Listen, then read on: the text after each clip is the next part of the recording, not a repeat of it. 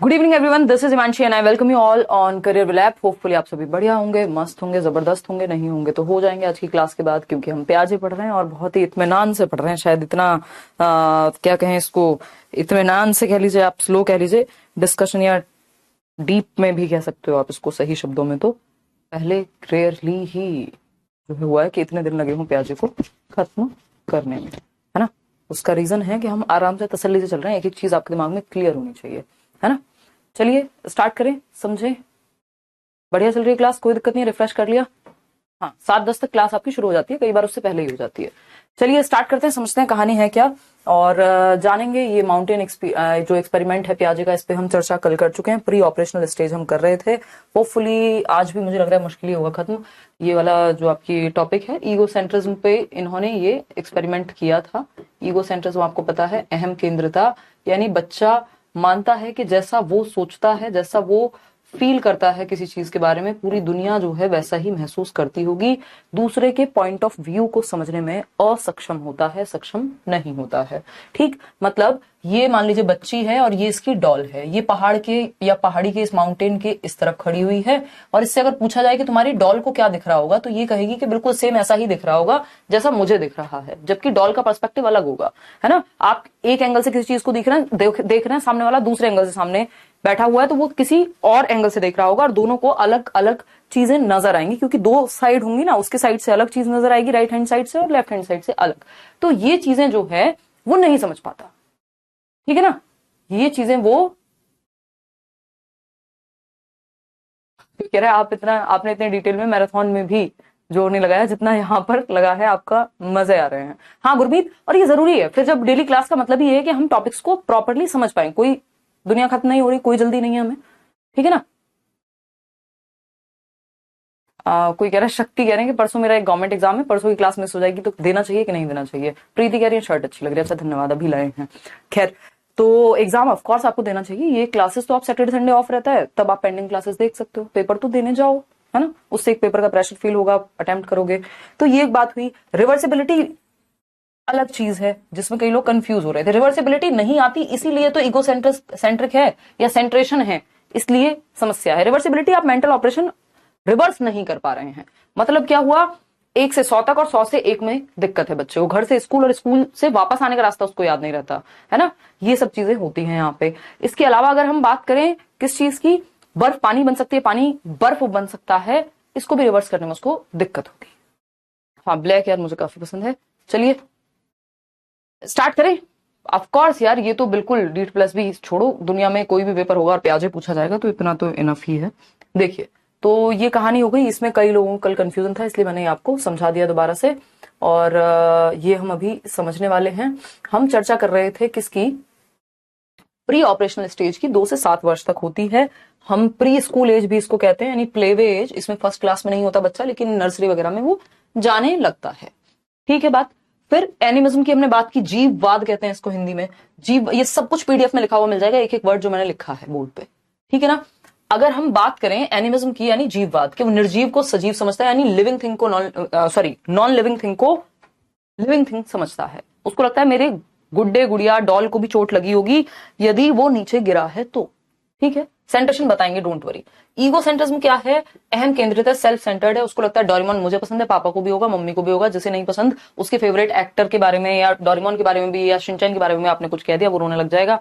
यार ऐसे थोड़ी होता है, शिनचैन तो बहुत अच्छा है ना। ये आप आज के डेट में भी देख सकते हैं, जो बच्चे यूट्यूब पे व्लॉग्स वगैरह देखते हैं, है ना। अगर आप उनके फेवरेट व्लॉगर को कुछ कह दें कि यार, मान लीजिए सौरभ जोशी एक एग्जाम्पल है आज के समय में, तो आपने अगर कह दिया एक 8-10 साल के बच्चे को, हो सकता है और उससे भी छोटा हो सकता है ना, तो क्योंकि ईगो सेंट्रिज्म पूरी तरह से भी गया नहीं है अगर देखा जाए, हालांकि इसी स्टेज का कैरेक्टरिस्टिक है, कुछ लोगों में चला भी जाता है। बट कहानी क्या है कि वो कहेगा अरे यार ऐसे थोड़ी, मतलब तुम तो सौरभ जोशी की बुराई करते हो यार, मैं नहीं तुम्हारे साथ रहता हूं। या फिर आप देख लीजिए, इवन किसी की फेवरेट पॉलिटिकल पार्टी का वो आप कुछ कह के देखिए, वो सामने वाला व्यक्ति आपका दुश्मन हो जाएगा, जबकि पार्टी ना उसको खाना देने आ रही है घर पे, ठीक है ना, और उसको पता भी नहीं एग्जैक्टली चीजें चल कैसे रही हैं। और इस बात पे राजनीति होती भी है हमारे देश में, धर्म के नाम पे, फलाने के नाम पे। तो ये सब चीजें क्या हैं, ये सब चीजें कहीं ना कहीं हम ईगो सेंट्रिक हो जाते हैं, हमें लगता है हमारा ही view point final view point है, ठीक।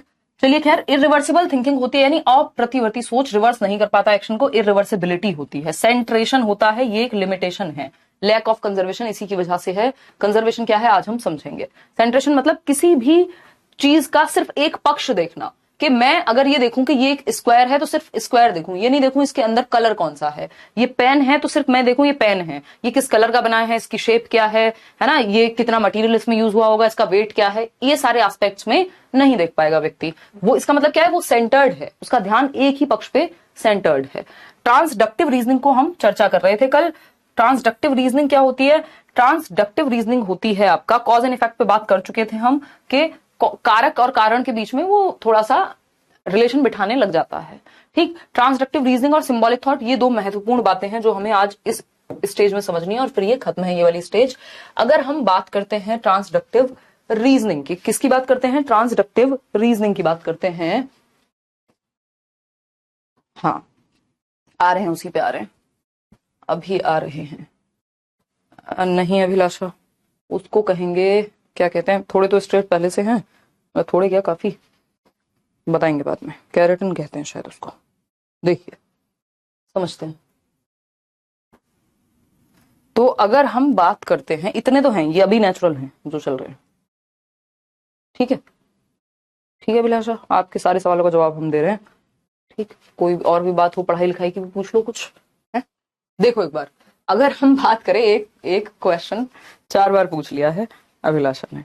देखिए चल रहे हैं आगे। कॉज एंड इफेक्ट सिंपल है, धूप होने से कपड़े जल्दी सूखते हैं, ये कॉज है। इफेक्ट क्या है इसका? कपड़े जल्दी सूखना। कॉज क्या है, रीजन क्या है इस चीज का? धूप का होना। ठीक है ना, बारिश में कपड़े गीले हो जाएंगे, ये भी एक तरह का।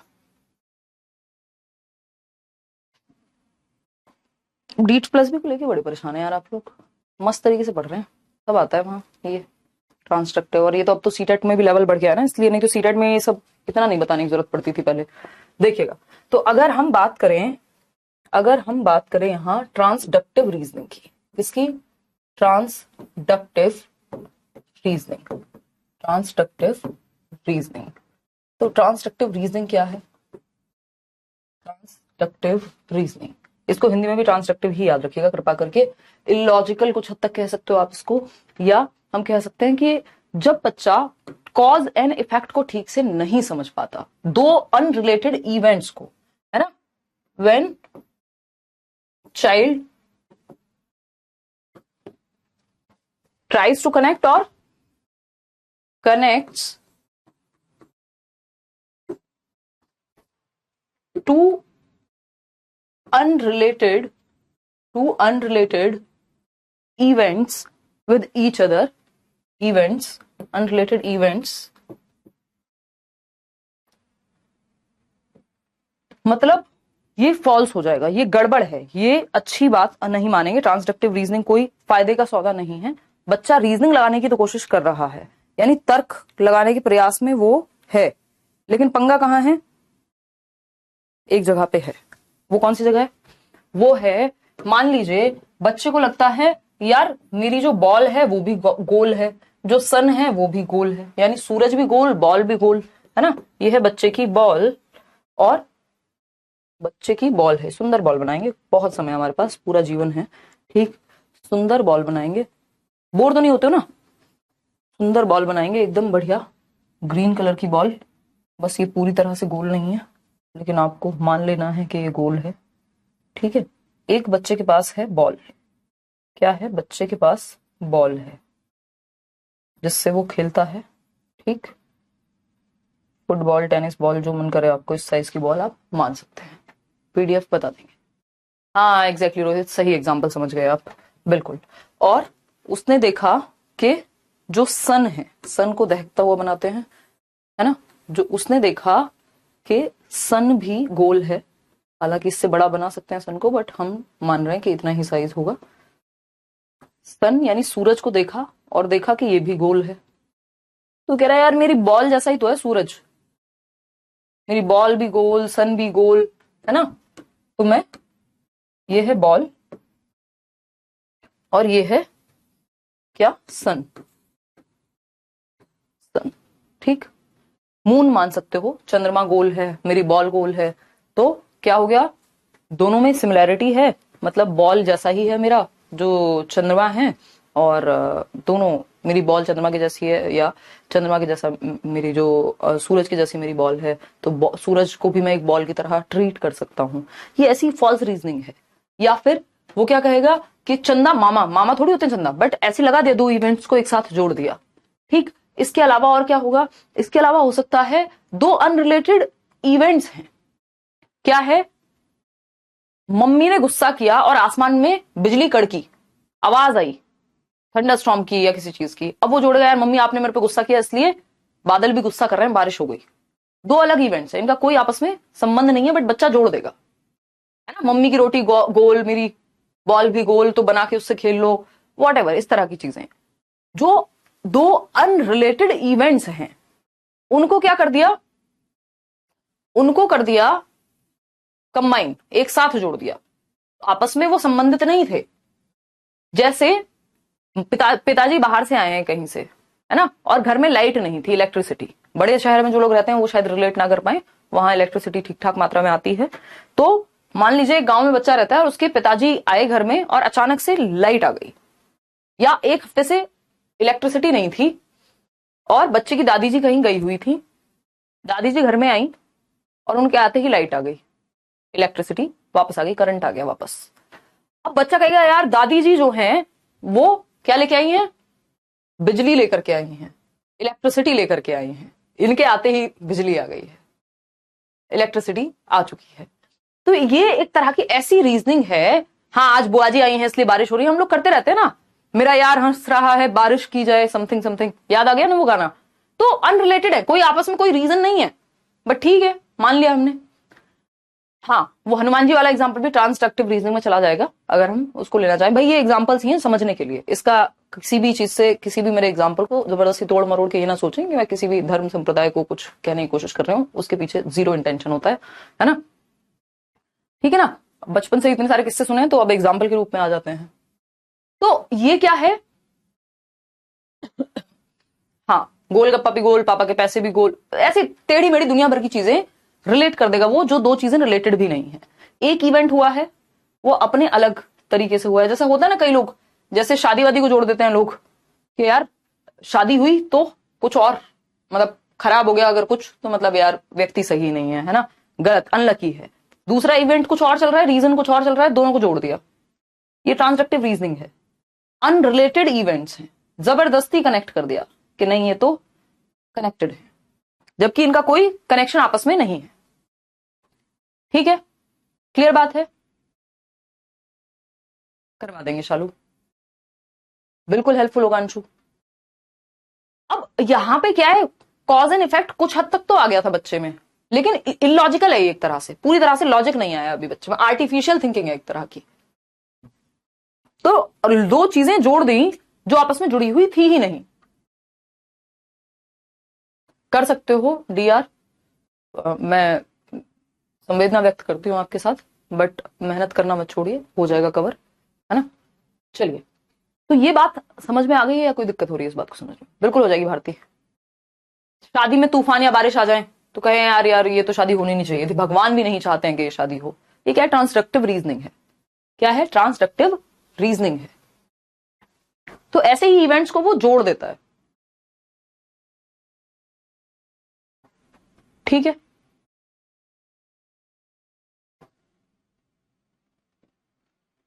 ठीक है। बरखा क्या कह रहे हो भाई?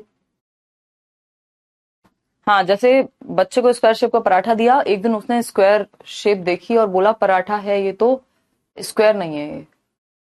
ये कुछ हद तक मतलब कह सकते हो, बट ये एग्जैक्टली क्या कहेंगे इसको, इसका एग्जाम्पल में सेट नहीं हो पाएगा। कुछ हद तक कह सकते हो। एनिमिज्म तो सिंपल है, मैं इस पेन को समझने लग जाऊं कि इस पेन को भी दर्द हो रहा होगा, ये पेन लिख लिख के थक गया होगा, जबकि पेन थोड़ी थकता है। तो ये एनिमिज्म है। हाँ, कढ़ाई में खाने से शादी में बारिश होती है, देखो अपर्णा बता रही है। तो ये सब ट्रांसडक्टिव रीजनिंग के उदाहरण है। कारण कारक संबंध जो है वो तो है, लेकिन वो पूरी तरह से एस्टेब्लिश नहीं हो पाता, वो जाकर के होता है अगली स्टेज में एस्टेब्लिश। इसलिए यहां दिक्कत हो रही है इस चीज की। पेपर में आएगा तो यही लगाना है। अब आता है symbolic thought. Symbolic thought next है। सिंबॉलिक थॉट बहुत इंपॉर्टेंट है, बहुत क्वेश्चन आए हुए हैं। सिंबॉलिक थॉट क्या है? एक अच्छी बात है, ये एक मात्र पॉजिटिव चीज है इस स्टेज की, जो लिमिटेशन नहीं है, लाभ है इस स्टेज का, कि बच्चा सिंबल्स के थ्रू सीखने लगेगा, चिन्हों के माध्यम से सीखना, चिन्हों की समझ, सिंबल्स के माध्यम से वो सीखने लगेगा। फॉर एग्जाम्पल, सिंबल्स में क्या क्या आता है? लैंग्वेज, नंबर्स, यानी भाषा को भी समझने लगेगा, A for apple, B for ball. Numbers को भी कुछ हद तक वो समझने लगेगा, ए बी सी डी, है ना, ये वो समझने लगेगा। ये 2 लिखा है तो इसका मतलब 2 चीजें होंगी कुछ, ये वो समझने लगेगा। लैंग्वेज को basic A B C D पढ़ना लिखना वो सीखना शुरू कर देता है इस स्टेज में। ये क्या है? सिंबॉलिक है। ये क्या है? सिंबॉलिक है। क्लियर है? क्लियर है? बिल्कुल क्लियर है। चलिए, बहुत बढ़िया, हो जाएगा मनीषा। तो अब सिंबल क्या है? रेड लाइट फॉर एग्जांपल, आपको पता है रेड लाइट है तो आपको नहीं जाना है, ग्रीन लाइट है तो चले जाना है, रेड लाइट पर रोड क्रॉस नहीं करनी है, ये हमें पता होता है। क्यों? जब हमें ये पता होने लग गया, इसका मतलब सिंबल्स को समझने की क्षमता हमारे अंदर अब आ गई है, हम सिंबल्स को समझने लगे हैं कि इसका मतलब क्या है। ये रेड लाइट तो है, लेकिन सिंबल किस चीज का है ये? ठीक है जी, हमारा इंडिया का फ्लैग हो सकता है, जो सिंबॉलिक किस किस चीज के, उसमें कौन सा कलर किस चीज को लेकर के दर्शाया गया है। ठीक, लाइट जो है वो येलो है तो वेट करना है। हालांकि कुछ लोगों को जीवन भर समझ नहीं आता, कई बार हम लोग जल्दी में होते हैं, हमें लगता है इमरजेंसी दुनिया की सबसे बड़ी आई हुई है, तो हम ऐसे काम कर जाते हैं कि हमें दिखाई नहीं देती। ठीक, फिर आते हैं ग्रीन पे, जो कि अच्छी बात नहीं है। ग्रीन लाइट पर, ग्रीन लाइट क्या है भाई? कि अब चले जाओ।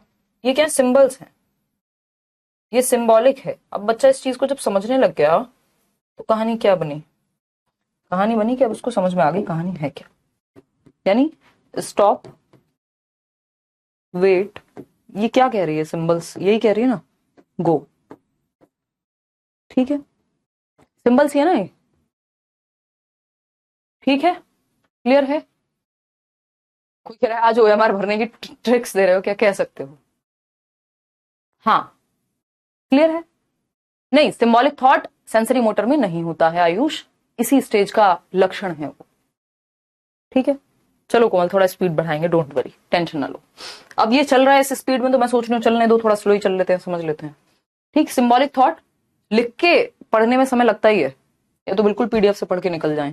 तो लैंग्वेज और नंबर्स की समझ उसको आने लगती है, और कि ए फॉर एप्पल होता है तो एप्पल, ये वाला एप्पल किसका सिंबल है एक तरह से, या ए भी लिखा है ए फॉर एप्पल, तो उसको ये समझ में आ जाएगा कि एप्पल का सिंबल है।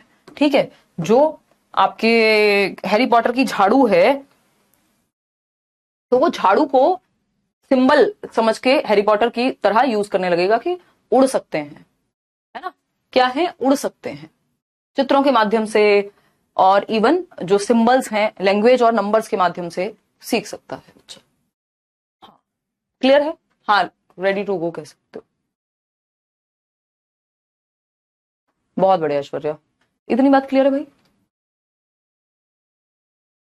हाँ, ठीक बात है। रिंकल कह रहे हैं सही स्पीड है, कुछ बच्चे फ्रेशर हैं, बहुत सारे बच्चे फ्रेशर हैं भाई। चले जुबेर, बस जितना पढ़ाया जा रहा है उतना पढ़ लो, 30 में से 30 आ जाएंगे, बहुत ज्यादा पढ़ा रही हूं मैं, कम नहीं है।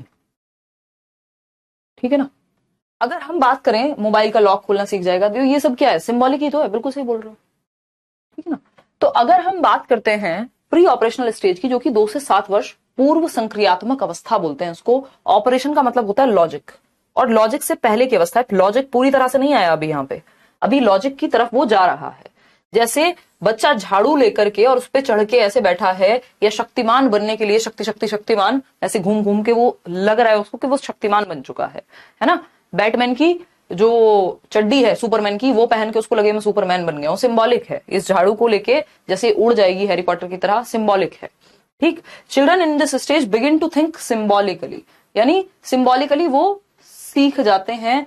और जैसे ये घोड़े पर बैठकर क्या है, जैसे पापा मम्मी कोई भी व्यक्ति हो सकता है, भाई बहन, उसके ऊपर उसको घोड़े की तरह ट्रीट कर रहे हैं कि चल मेरा घोड़ा, जो भी वो चलता था एक पहले का राइम, तो उस घोड़े की तरह ट्रीट कर रहे हैं। ठीक, तो ये क्या हुआ? सिंबॉलिक है, घोड़ा है नहीं वो व्यक्ति। तीर और धनुष चलाना, कृष बहुत बड़ा एग्जाम्पल है इसका, ठीक है जी। हाँ, पैसे को पहचानने लगा। देखो पैसा क्या है, पैसा है, ये मत कह देना हाथ का मैल, लैंग्वेज और सिंबल्स, लैंग्वेज और नंबर्स ही तो हैं उस पे, तो वो सिंबॉलिक ही तो हुए, तो पैसे को समझने की जो समझ है वो भी आने लगती है। ठीक है जी, क्लियर है। चलिए आगे बढ़ते हैं, आगे बढ़े, समझे, देखते हैं। अब ये थी इस स्टेज की कहानी जो भी हमने अब तक किया है। इस एग्जाम्पल को हम आगे यूज करेंगे, ये इरिवर्सिबिलिटी की कारण है। तो ये सारी चीजें हम पढ़ चुके हैं और अब हम आते हैं थर्ड स्टेज पे, which is very much important. जैसे कि ये स्टेज इंपॉर्टेंट है, शुरू की 3 स्टेजेस बहुत ज्यादा जरूरी हैं, फोर्थ में ज्यादा चीजें नहीं होती, लिमिटेड चीजें होती हैं। अब कॉन्क्रीट ऑपरेशनल स्टेज पे आ जाते हैं, मूर्त संक्रियात्मक अवस्था 7 से 11 वर्ष। मूर्त संक्रियात्मक अवस्था 7 से 11 वर्ष। अब हमें कुछ पॉइंट्स हैं जो इसमें पढ़ने हैं, है ना, कुछ पॉइंट्स हैं जो इसमें पढ़ने हैं। वो कौन से हैं? ये 6 पॉइंट्स लिखे हुए हैं। इसके अलावा आपको क्या करना है, सिर्फ 3 चीजें याद रखनी है जो सबसे ज्यादा जरूरी है। 3 चीजें कौन सी हैं? शॉर्टकट है सिंपल सा, शॉर्टकट क्या है सिंपल सा, शॉर्टकट है सिंपल सा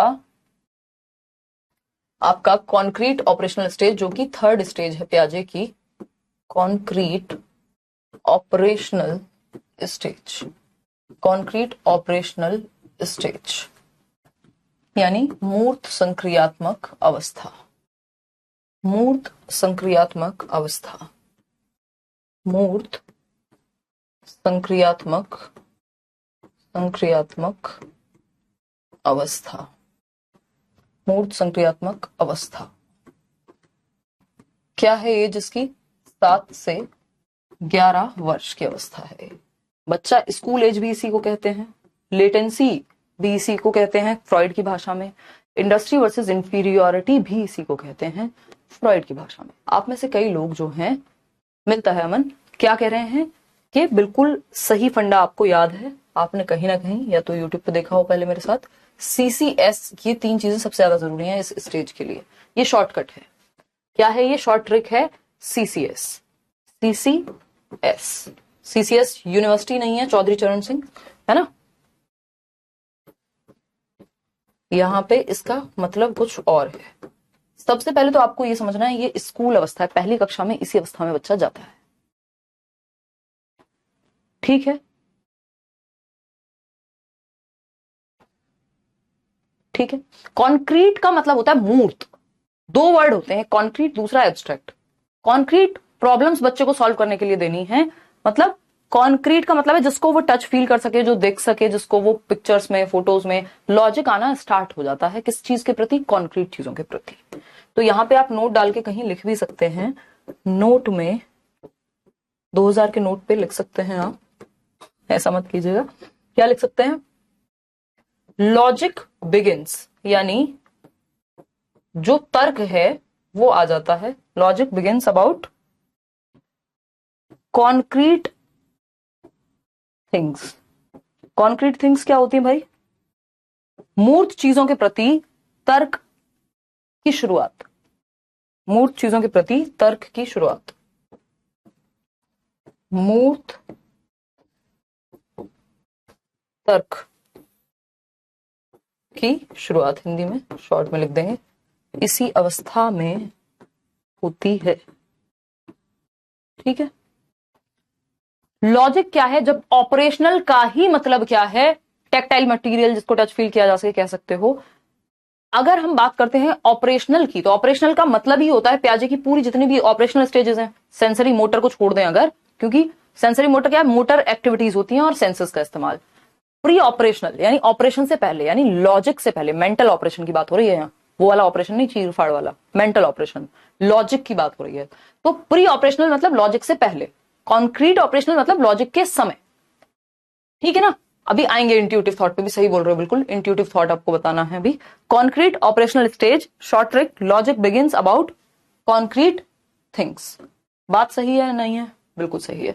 इस स्टेज में एक चीज और नोट कर लेना, प्री ऑपरेशनल में जो हमने अभी पढ़ी है सिंबॉलिक थॉट वाली, एक इंट्यूटिव थॉट आता है। उस इंट्यूटिव थॉट की वजह से कहीं ना कहीं वो ट्रांसडक्टिव रीजनिंग भी रहती है। इंट्यूटिव थॉट होता है इंट्यूशन, बच्चे का मन कर रहा है, बस कुछ भी सवाल वो पूछ रहा है या कुछ भी बताएगा, उसको पता है, बस कैसे पता है वो उसे भी नहीं याद, कहाँ सुना था, क्या पढ़ा था, कुछ नहीं पता, बस उसको पता है। तो इंट्यूटिव थॉट, इंट्यूशन होती है। इसीलिए प्री ऑपरेशनल जो स्टेज थी आपकी, ये एप्पल को हटा देते हैं यहां से, ये एप्पल मैं यहां बना देती हूं। जो प्री ऑपरेशनल स्टेज थी, प्री ऑपरेशनल स्टेज, यहां सिंबॉलिक थॉट तो आ ही रहा था, ए फॉर एप्पल, ठीक है जी। तो ये एक बात हो गई। अब प्री ऑपरेशनल में एक और चीज थी, प्री ऑपरेशनल की सब स्टेजेस थी 2। SI से याद रख सकते हो, सब इंस्पेक्टर जिसको हम कह देते हैं, है ना, SI प्री ऑपरेशनल स्टेज 2 से 7। इसमें 2 सब स्टेजेस थी, याद आ रही होगी। SI, S for symbolic, symbolic stage 2 से 4 वर्ष, जिसमें सिंबल्स के थ्रू सीखना शुरू कर देगा।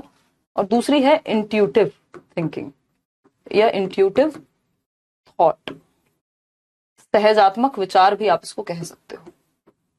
सहज आत्मक विचार यानी बहुत सारे सवाल उसके मन में होते हैं पूछने को, बहुत सारी बातें होती हैं जो उसको पता होती हैं, कैसे पता है वो उसे भी नहीं पता, क्योंकि कहाँ कहानी सुनी है, इंट्यूशन है अंदर से बस, ठीक है ना। तो इंट्यूटिव थॉट इसी अवस्था में आने लगता है, चिन्हात्मक अवस्था आप इसको कह सकते हो, चिन्हों के माध्यम से सीखना, ठीक है ना। सिंबॉलिक थॉट तो यहीं शुरू हो जाता है। इंट्यूटिव थिंकिंग जो है आपकी वो 4 से 7 वर्ष में मानी जाती है कि अब बच्चे में जो वो ट्रांसडक्टिव रीजनिंग एंड ऑल चीजें 4 से 7 वर्ष, इस अवस्था में आते आते वो थोड़ा थोड़ा बेहतर होने की तरफ, ईगोसेंट्रिसिज्म जो है वो कम होना शुरू हो जाता है। ये सारी चीजें आपकी हैं इस अवस्था में। तो इंट्यूटिव थॉट में इतना ही है कि उसको लगता है कि उसे बहुत कुछ पता है, जो कि कई बार उसे नहीं पता होता, लेकिन उसने कहीं से सुन लिया है और वो इंट्यूशन से बोलता है कि इसका जवाब ये हो सकता है। अब उसको कैसे पता है ये उसे याद नहीं रहता, बट उसे पता होती है बहुत सारी चीजें, इंट्यूशन आ रही होती है उसे उस चीज की। तो वो इंट्यूटिव थॉट होता है। कई बार लॉजिकल नहीं होती उसमें चीजें, लेकिन इंट्यूशन से आ रही होती है बच्चे के चीजें। इतनी बात क्लियर है? कोई दिक्कत नहीं है? क्लियर है? नहीं, इसी साल देंगे राजेश आपको PNG फाइल, इस सैटरडे होपफुली टाइम मिल जाएगा हमें। बहुत logic begins about concrete things, मूर्त तर्क की शुरुआत हो जाती है। यानी अब तर्क उसके अंदर आ चुका है किन चीजों को लेके, जो मूर्त है। मूर्त क्या है? अगर आप उसके सामने 4 पेंसिल रखेंगे, 4 पेंसिल अगर रखी हुई हैं, तो वो उसके बारे में आप जो भी पूछेंगे वो बता सकता है लॉजिकली। कहेगा यार 4 पेंसिल उठा ली, बताओ कितनी बची है, कहेगा 2, ठीक बात है। आप उससे पूछेंगे बिटकॉइन क्या होता है, उसको क्या पता। तो कॉन्क्रीट, और एक चीज है कॉन्क्रीट जिसको मूर्त चीज कहते हैं हम, और दूसरा है एब्स्ट्रैक्ट। एब्स्ट्रैक्ट होता है अमूर्त। तो अभी अमूर्त चिंतन नहीं आया, मूर्त वो जिसको वो देख सके, टच फील कर सके, है ना। अमूर्त आइडियाज में होता है। अमूर्त कहां होगा? आइडियाज में, विचारों में है, विचारों में। वही मूर्त कहां है? सामने है, प्रत्यक्ष है एक तरह से। क्या है ये? सामने है, प्रत्यक्ष है, जिसको टच एंड फील किया जा सकता है, जिसको टच किया जा सकता है, फील किया जा सकता है। फील तो आप आइडियाज को भी कर सकते हो, है ना। टच एंड फील संभव है। और इसमें क्या हो सकता है? इसमें आप बच्चे से पूछते हैं ये कितने हैं? 4। अब आपने उससे कोई कॉम्प्लेक्स चीज पूछ ली, वो अगर आप कहोगे कि बेटा ये जोड़ घटाना बता दो, लेकिन उसको कहोगे 89 - 29 कर दो, दिमाग में कर दो, तो दिक्कत हो जाएगी उसको। थोड़ा सा वो देखेगा उंगलियों पे 1 2 3 4 ये सब करके देखेगा, ठीक है। स्कूल वाली स्टेज प्री ऑपरेशनल नहीं है, कॉन्क्रीट ऑपरेशनल है, ठीक है। इतनी बात क्लियर है? ठीक है शहजादी। हाँ, फिजिकल अपीयरेंस होता है एक। कॉइन क्या होता है? अच्छा, बिटकॉइन क्या होता है ये बताएं। अरे यार, इन लोगों ने कुछ कुछ किया था इंटरनेट पे, और अभी भी हैं चीजें, बट बेसिकली एक अमूर्त करेंसी बना दी एक तरह की, जो कहीं टच और फील नहीं कर सकते आप, बट वो आइडियाज में है। जैसे आपके बैंक अकाउंट में पड़ा हुआ पैसा कुछ हद तक अमूर्त माना जाएगा, अगर आप कंपेयर करें इस 20 रुपए के नोट से। मैं कहूं कि 20 रुपए का नोट, इसको मैं टच कर सकती हूँ, फील कर सकती हूँ, दिखा सकती हूँ, इस पर चर्चा कर सकती हूँ, इसके बारे में कुछ भी बात हो कर सकते हो। इस पे मूर्त है, फोटो छपा हुआ है, हाथ में आपके है, गोल्ड खरीदा है आपने, आपके पास है। लेकिन एक है क्या, कैसा गोल्ड? ऑनलाइन गोल्ड आजकल, जिसको कुछ तो ये बोलते हैं, ठीक। अब वो भी गोल्ड है, लेकिन वो गोल्ड आपके सामने मूर्त चीज के रूप में नहीं है, वो अमूर्त है। आपको पता है कि आपके पास उतना पैसा है, आपके अकाउंट में एक नंबर है, वो हाथ में थोड़ी है वो। तो एब्स्ट्रैक्ट कुछ हद तक जिसको आप डायरेक्टली ना देख सकें, जो आपके हाथ में नहीं है बिल्कुल, लेकिन आइडियाज में है, समझ में आ रहा है आपको। लेकिन अभी अमूर्त चीजों पे या ऐसी चीजें जो अभी आइडिया में ही नहीं है, मान लीजिए आपको कुछ इन्वेंशन करनी है, अब जो चीज पहले से एग्जिस्ट करती है वही अगर आप सिर्फ उसी के बारे में सोच पाएंगे तो आप कुछ नया बना ही नहीं पाएंगे। उसके लिए क्या चाहिए? अमूर्त चिंतन चाहिए। तो अमूर्त चिंतन में आपके दिमाग की प्रक्रियाएं ज्यादा शामिल होती हैं और आपको ज्यादा लेवल की कॉग्निटिव थिंकिंग या कॉग्निटिव डेवलपमेंट चाहिए। ठीक है, कोई कह रहा है 20, आप 20 का नोट ही दिखाते हो यार, ये यहीं रखे हुए हैं स्टूडियो में कब से पता नहीं। ठीक है, 10 का भी है, वो दिखा देंगे। तो कॉन्क्रीट में टच एंड फील आप कर सकते हो। ज्यादा कॉन्क्रीट क्या है? आपको कहा जाए कोई व्यक्ति ऐसा दिखता है, उसकी हाइट बहुत ज्यादा है ना, टॉल डार्क एंड हैंडसम है कोई लड़का, आपके दिमाग में एक इमेज बनेगी। लेकिन वहीं अगर फोटो दिखा दिया जाए तो ज्यादा कॉन्क्रीट है। ठीक है ना? तो गॉड को भी एक एब्स्ट्रैक्ट कॉन्सेप्ट की तरह लोग मान लेते हैं और उसका कॉन्क्रीट फॉर्म हमने क्या बना लिया? मूर्ति बना ली, ये कर लिया। वो सिंबॉलिक भी है कुछ हद तक। ठीक है ना? ये एक बेसिक सी बात है। डिजिटल करेंसी, डिजिटल गोल्ड, ये सब अभी सीसीएस पे भी आएंगे। ठीक, तो ये एक बेसिक बात हो गई। कॉन्क्रीट चीजों के प्रति लॉजिक आ जाता है और कॉन्क्रीट चीजों के प्रति लॉजिक आता है। लॉजिक कैसा वाला? रीजनिंग आ जाती है, लॉजिक आ जाएगा, रीजनिंग आ जाएगी। लेकिन कैसी रीजनिंग आएगी? ये नहीं आएगा कॉन्क्रीट ऑपरेशनल में, ये जो है नहीं आएगा। ये 7 से 11 में नहीं आता, ये आ जाता है 7 से 11 कॉन्क्रीट ऑपरेशनल स्टेज में। लॉजिक आ जाएगा और इंडक्टिव रीजनिंग, दो प्रकार की रीजनिंग पढ़ते हैं हम, डिडक्टिव और इंडक्टिव। इंडक्टिव रीजनिंग आ जाती है। इंडक्टिव होती है एग्जाम्पल टू रूल जाना, यानी इसको आगमनात्मक चिंतन कहेंगे। यानी आप उदाहरण से नियम की ओर, उदाहरण से आगमनात्मक चिंतन, आप देख पा रहे हो मैं कितनी रखी हुई हूं एक्सट्रीमली। आगमनात्मक चिंतन या तर्क अरस्तु ने दिए थे दोनों। ठीक है, क्लियर है? तो ये एक बेसिक बात हो गई, ये नेक्स्ट स्टेज में आएगा। अभी हम सीसीएस पे बात कर रहे थे, अभी हमने बात कर ली लॉजिक आ जाता है किस चीज के प्रति। तो जितना हो सके आप बच्चे को चार्ट दिखा दो, पिक्चर दिखा दो किसी चीज की, कोई रोल मॉडल कोई चीज है तो उसको रियल में ले आओ। डॉक्टर के बारे में पढ़ा रहे हो, डॉक्टर को ले आओ। ठीक है ना? क्लियर है? तो अगर हम बात करते हैं यहां सीसीएस की, 3 गुण हैं जो इस स्टेज में आ जाते हैं, जो सबसे जरूरी है। वैसे तो कई सारी चीजें आती हैं बट सबसे जरूरी ये 3 है। एक तो है क्लासिफिकेशन। क्लासिफिकेशन क्या होता है? आपको पता था इससे पहली वाली स्टेज में बच्चे को असेंडिंग और डिसेंडिंग में भी, वर्गीकरण जिसको हम कहते हैं, दिक्कत होती थी। तो वर्गीकरण यहां आ जाएगा। यानी अब वो जो सर्कल है उनको एक साथ रखेगा, जो ट्राइंगल है उनको एक साथ रख पाएगा, जो रेक्टेंगुलर या स्क्वायर है उनको अलग रख पाएगा। ये नहीं है कि बस वो ये सोचेगा कलर के आधार पे, शेप के आधार पे, साइज के आधार पे, वो वर्गीकृत कर पाएगा, चीजों को बांट पाएगा। ठीक है ना? उसको पता होगा ये क्वेश्चन मैथ्स का है, अगर 100 क्वेश्चन दे दिए तो ये मैथ्स का क्वेश्चन है, मैथ्स के क्वेश्चन अलग निकाल दिए 100 नंबर में से 30 क्वेश्चन। अगर आपको पूरा सीटेट का पेपर दे दिया जाए और पता किया जाए कि कौन सा क्वेश्चन किस सब्जेक्ट का है, तो आप क्लासिफाई कर देंगे। हिंदी का है तो हिंदी के 20 अलग निकाल दिए, यानी अलग अलग कैटेगरी में बांट दिया। जैसे आपकी अलमारी है और उसमें कपड़े रखे हुए हैं, तो आपको पता है जीन्स किस ड्रॉर में रखते हैं आप, है ना? अपने जो भी बाकी कपड़े हैं, साड़ियां हैं मान लीजिए, वो अलग एक ड्रॉर में रखेंगे आप, या फिर हैंगर का यूज करेंगे। शर्ट्स हैं तो ये क्या हुआ, आपने ऑर्गेनाइज कर लिया। किचन है मान लीजिए, तो किचन में भी आपको पता होता है किस तरह के डब्बों में आपने नमक रखा है, मिर्च रखी है, कहाँ कैसे, वो जो मसाले रखने वाला बॉक्स है उसमें आपने कहाँ कौन सी चीज रखी है। वो वर्गीकरण है कि हल्दी में आप मिर्च मिक्स नहीं करते। ठीक है ना? चलिए खैर, फिर आता है कंजर्वेशन। तो ये इस स्टेज में अचीव हो जाएंगे, गुण हैं बहुत बड़े इस स्टेज के, इसीलिए तो लॉजिक आ पा रहा है। कंजर्वेशन को संरक्षण कहते हैं हिंदी में।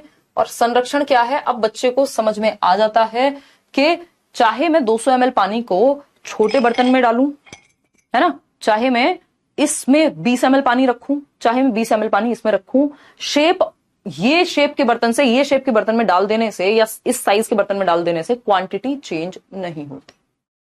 पपेट के थ्रू बिल्कुल हम कह सकते हैं कि जो वो कठपुतलियां हैं या फिर आप मॉडल्स वगैरह 3D मॉडल के वगैरह के साथ पढ़ाओगे तो बच्चों को अच्छा समझ आएगा, वो कॉन्क्रीट हैं वो चीजें, बजाय कि आपने कह दिया कि ऐसा सोलर सिस्टम होता है। अब उससे बेटर कि आप चार्ट बना के दिखा दो 3D मॉडल में, सिर्फ बताओ मत, उसको कुछ ना कुछ दिखा दो। ठीक है जी? तो ये हुआ संरक्षण, कि अब वो उसको पता है कि शेप और साइज के चेंज होने से वॉल्यूम चेंज नहीं होता। तीसरी चीज है सीरिएशन। अब वो प्रॉपर सीरिएशन कर पाएगा। सीरिएशन को जो भी आप कहते हो हिंदी में कह लीजिएगा, सीरीज में लगाना कहेंगे, असेंडिंग डिसेंडिंग, ये सब वो कर पाए। ठीक है, क्लियर है? सीरिएशन सीरीज में लगा पाएगा किसी चीज को, छोटे से बड़ा क्रम, बड़े से छोटा क्रम इजीली कर पाएगा। अब ये चीज है ना, सीरीज में लगाना उसको आ जाता है। तो ये तीन चीजें हैं जो अचीव हो जाती हैं। कहां पे अचीव हो जाती हैं भाई? ये अचीव हो जाती हैं achieved in concrete operational stage.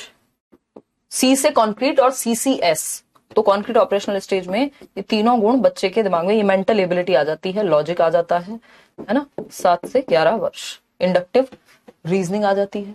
अब ये कंजर्वेशन क्या है? वरीयता, श्रृंखला, जो मन करे आपका कह दो यार, हिंदी में कई सारे नाम हो सकते हैं, जो आपका मन करे मैं लिख देती हूँ। हाँ, आगे बढ़ते हैं, कंजर्वेशन को थोड़ा समझ लेते हैं, इसमें आपको कंफ्यूजन होगी। कंजर्वेशन क्या है भाई? कंजर्वेशन है संरक्षण। ये एक बहुत बड़ा गुण है जिसकी वजह से बच्चे का दिमाग, इसका मतलब अब विकसित हो रहा है, इस स्टेज में लॉजिक आ गया है। संरक्षण है, अब उसको पता है डिसेंट्रेशन आएगा। मतलब दो बराबर के बर्तन थे जिसमें मान लीजिए कुछ पानी रखा हुआ था।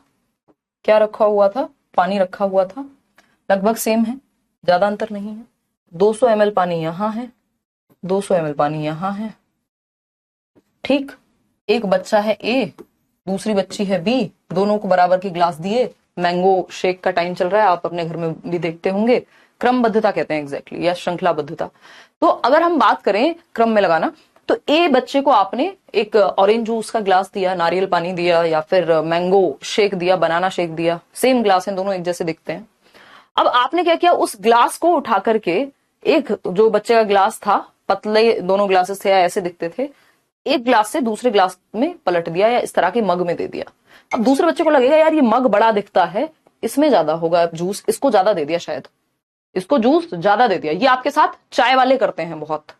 आपको दिखता है जब आप चाय खरीदने जाते हैं बाजार में, तो जो कुल्हड़ में चाय देते हैं वो कुल्हड़ होता बहुत छोटा है, लगता आपको बड़ा है, क्योंकि उसका शेप और साइज वैसा बना दिया है कि वो आपको संकरा है। वो अगर देखा जाए तो उसकी शेप जो है उसमें क्वांटिटी ज्यादा नहीं आएगी, लेकिन आपको लगेगा।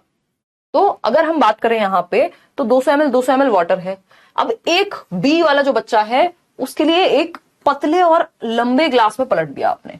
अब दूसरे बच्चे को ये लगेगा कि यार मुझे तो कम मिला है, शायद इसे ज्यादा मिला है।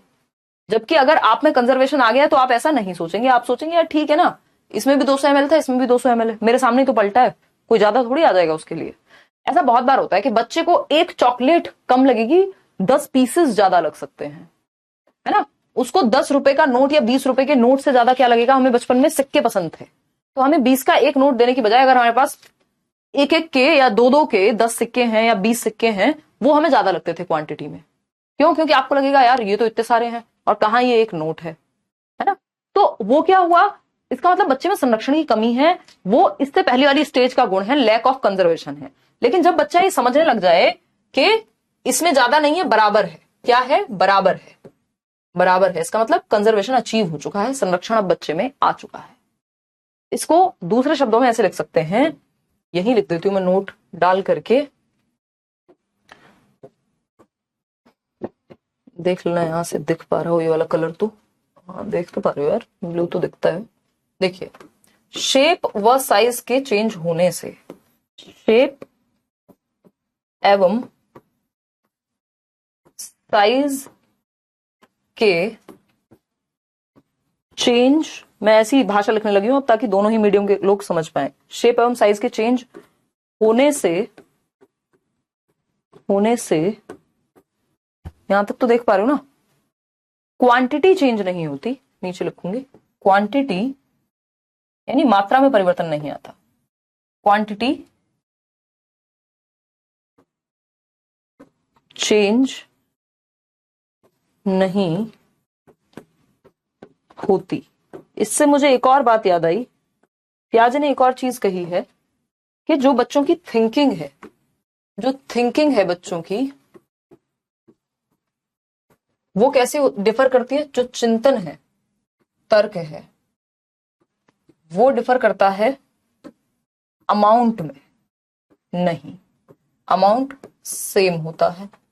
वहीं जो काइंड है, प्रकार अलग होगा। बच्चे के थॉट का जो प्रोसेस है, ये हम लैंग्वेज एंड थॉट में भी समझेंगे, वो प्रकार में अलग होगा बट अमाउंट सेम है। आप भी 50,000 थॉट आपके दिमाग में आते हैं, बच्चे के भी दिमाग में आते हैं, लेकिन उसकी दिमाग में थॉट्स अलग प्रकार के होंगे, आपके दिमाग में थॉट्स अलग प्रकार के होंगे। इसी को कहते हैं कि क्वांटिटी में चेंज नहीं होता, थॉट की क्वांटिटी सेम होती है, क्वालिटी ऑफ थॉट में अंतर है कि वो क्या सोचता है और आप क्या सोचते हैं। ठीक, एक बच्चे के बारे में यदि हम यहां बात करें तो अडल्ट से जो थिंकिंग है वो किसमें अलग होगी? काइंड में अलग होगी, ना कि क्वांटिटी में, ना कि क्वांटिटी में। ये अडल्ट है एक व्यक्ति, तो अडल्ट की थिंकिंग और बच्चे की जो थिंकिंग है उसकी क्वांटिटी सेम है बट क्वालिटी डिफरेंट है। तो वो क्वालिटी में डिफरेंट है, क्वांटिटी एकदम सेम है। डिफर किसमें करती है? क्वांटिटी। काइंड अलग है, अमाउंट सेम है ना। इसको आप ऐसे भी लिख सकते हो, सेम और नॉट सेम या डिफरेंट। डिफरेंट, ठीक है, स्मॉल में लिख दिया है, कोई बात नहीं। ठीक, ये एक बेसिक सी बात है। हाँ, 5 kg कॉटन और 5 kg पोटैटो सही बात कर रहे हो, बिल्कुल है 5 किलो ही कोई चीज। कॉटन बहुत सारी दिख सकती है 5 किलो आपको, लेकिन पोटैटो जो है वो कम दिखेंगे।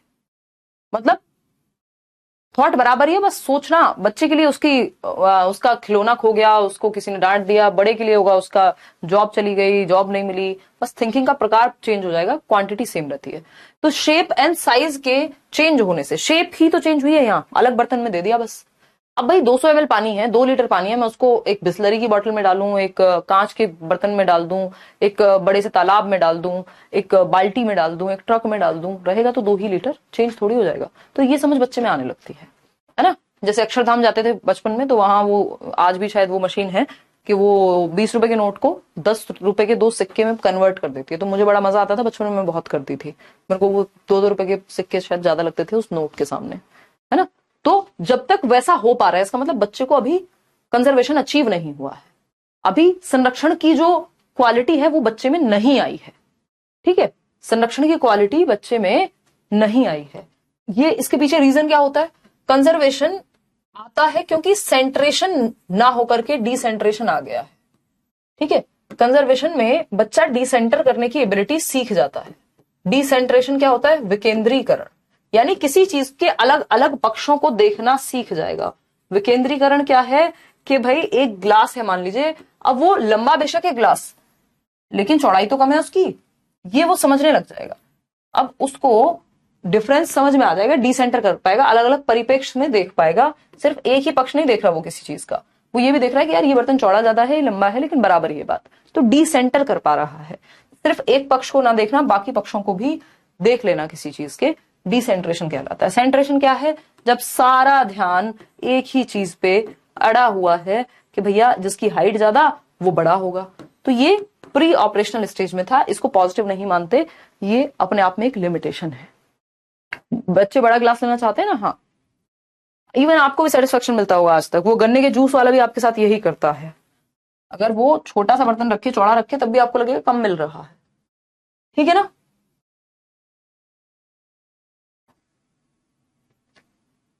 शिवानी दोबारा देखने की जरूरत है। साइक्लोन न्यूज हर्ष कह रहे हैं, अच्छा यार हमने प्रकृति के साथ छेड़छाड़ तो देखो कर ही दी है। अब कुछ और चीजें हैं जो इसमें समझनी है। वो क्या है?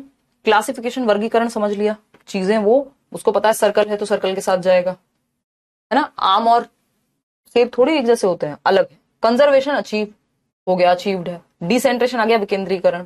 रिवर्सिबल थिंकिंग है, यानी अब वो थॉट को रिवर्स कर पा रहा है। रिवर्स कैसे कर पा रहा है? पानी इसमें डालो चाहे इसमें डालो, रिवर्स हो पाता है। ठीक, लॉजिकल थॉट बिगिंस, ये हम समझ चुके हैं, इंडक्टिव थिंकिंग समझ चुके हैं, इंडक्टिव रीजनिंग। ट्रांजिटिविटी एक चीज है जिसपे क्वेश्चन अब सीटेट में भी आने लगा है, पहले सीटेट में नहीं आता था। एडल्ट वाला पार्ट समझ नहीं आया, देखो ये अगर समझ में नहीं आया तो इसको डिलीट कर देना अभी के लिए दिमाग से, क्योंकि एक टॉपिक आएगा लैंग्वेज एंड थॉट। तो लैंग्वेज एंड थॉट में मैं आपको ये समझा दूंगी कि ये अडल्ट से कैसे डिफरेंट होती है बच्चों की थिंकिंग।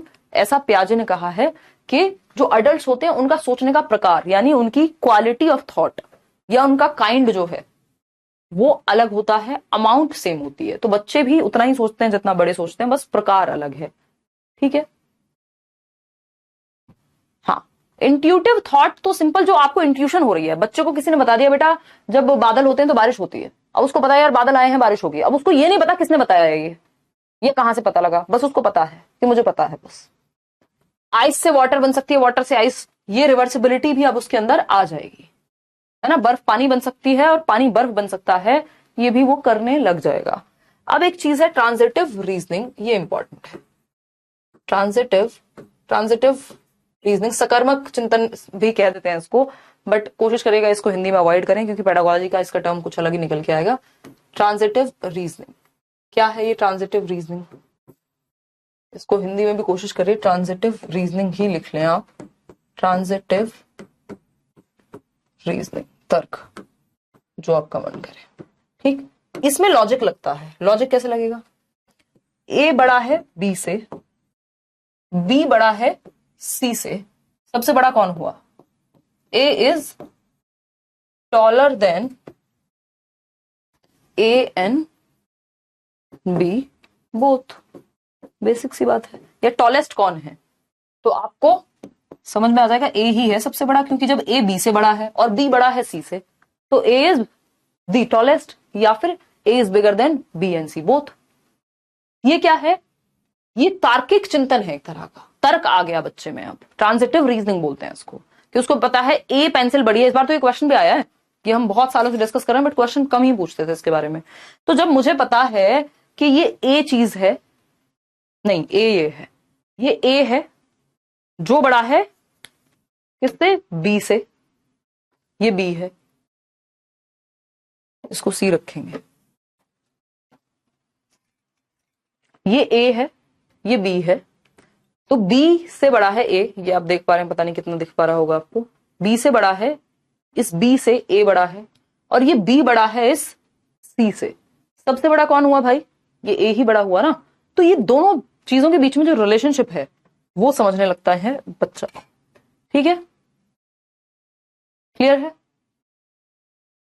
हाँ ठीक है प्रतीक, इतनी बात क्लियर है? सी लिखा था, सी लिखना था, ए लिख दिया। अच्छा, A is taller than B and C both, बिल्कुल सही बोल रहे हो आप। यही समस्या है, एक्सट्रीमली मेंटली टायर्ड हूं मैं आजकल के समय में, बट कोई बात नहीं, समय भी बदल जाएगा। देखिए, ये लंबे समय तक ज्यादा काम करने का नतीजा है और ज्यादा स्ट्रेस लेने का। देखिएगा, क्लियर है? कोई दिक्कत नहीं है, अब तो कोई दर्द नहीं है भाई। ठीक है, क्लियर है? बी और सी के बॉक्सेस बड़े कर दिए हमने, ए बेशक बड़ा होगा। ठीक है, क्लियर है? धन्यवाद, आप लोग ध्यान दे रहे हैं इसका मतलब।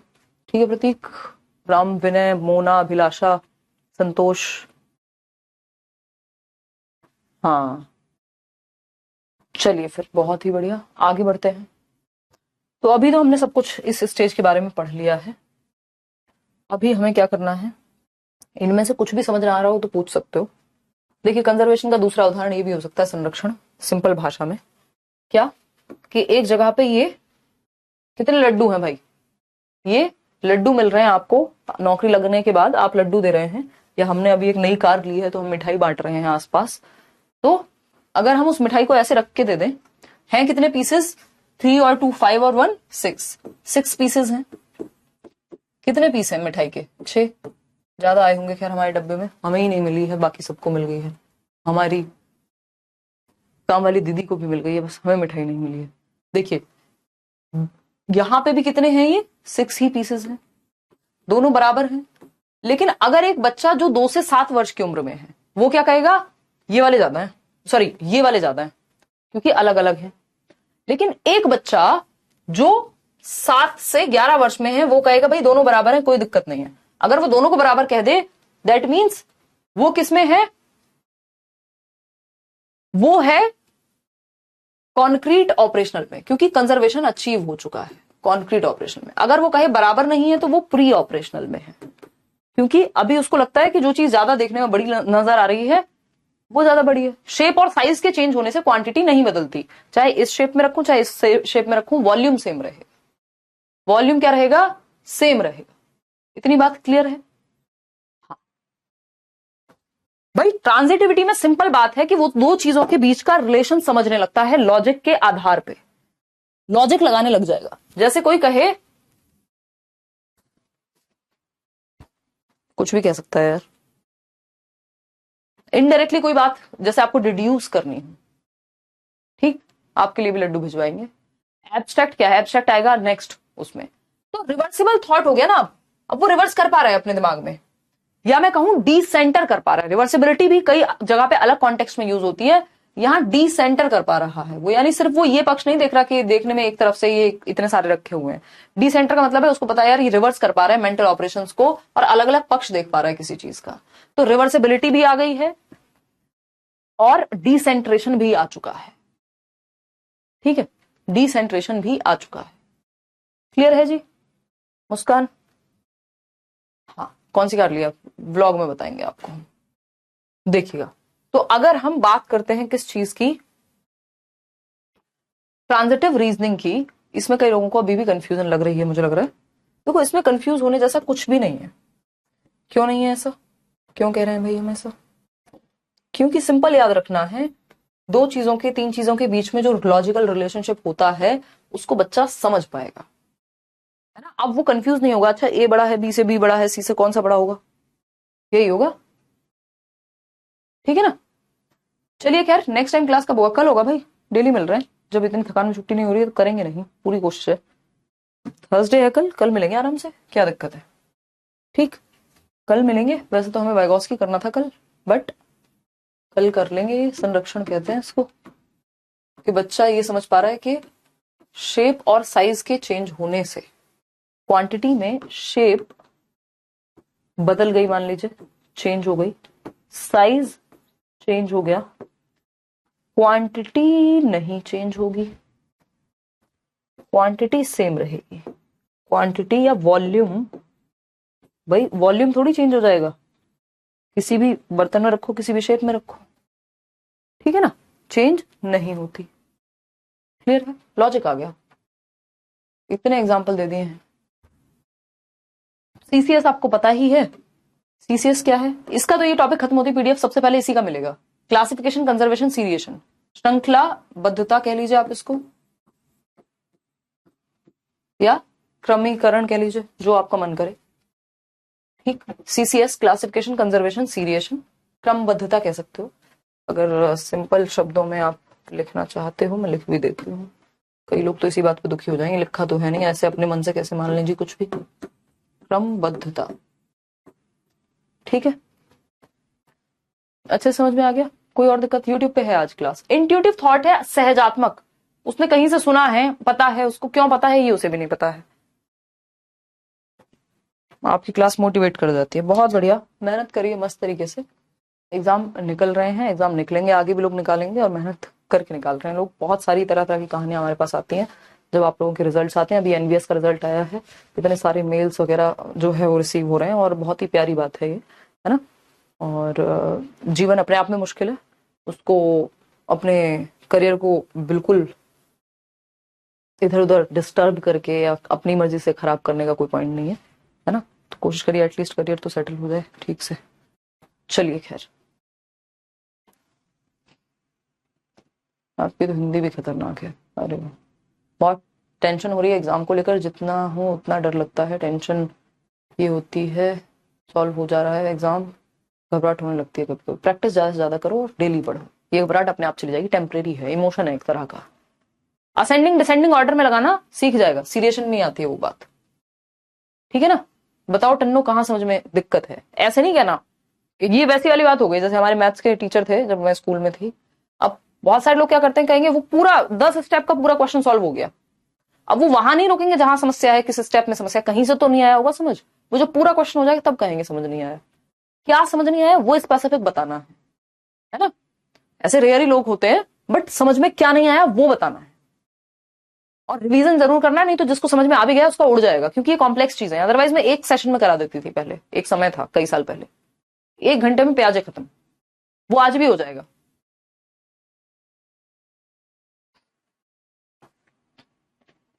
देखो बच्चा चिप्स को तितली बोल रहा है, वो एनिमिज्म का उदाहरण है। अगर वो सच में मान भी रहा है तो उसकी जैसी दिख रही है, तो वो ट्रांसडक्टिव रीजनिंग भी हो सकती है।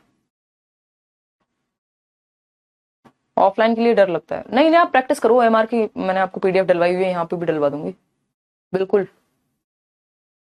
मैम डीट प्लस भी निकाल के आपसे मिलना है, बहुत संघर्ष भरी स्टोरी शेयर करनी है आपसे। थैंक यू आकांक्षा, बिल्कुल मिलेंगे यार, ऑल द बेस्ट, बढ़िया से मेहनत करो,